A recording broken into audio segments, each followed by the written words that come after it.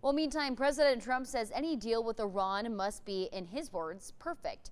He said peace talks were ongoing but didn't give a lot of answers. Monica Alba reports as Secretary of State Marco Rubio says we will see what progress can be made over the next few hours or days.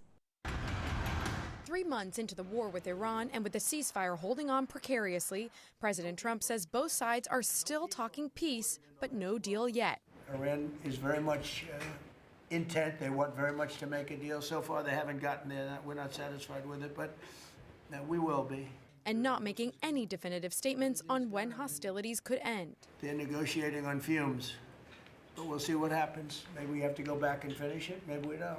Secretary of State Marco Rubio, who's taken part in those diplomatic discussions, avoided a time frame for a deal. There's an agreement to be made. We want that to be made. I think there's been some progress and some interest, and we'll see over the next few hours and days whether progress could be made. This follows a weekend of confusion caused by the president's own social media posts.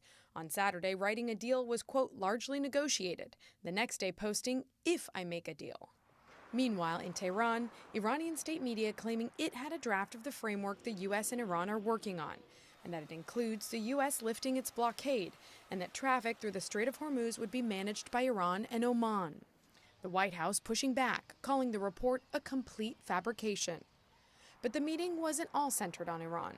The president celebrating a political flex with a clean sweep for all the candidates he backed in Tuesday's primaries. Last night was incredible. Not only Texas, but so many other places, and the numbers were fantastic. And they've really been that way for a year. Trump endorsed Texas Attorney General Ken Paxton over four-term incumbent John Cornyn, which could mark an end to his 4-decade-long public servant career.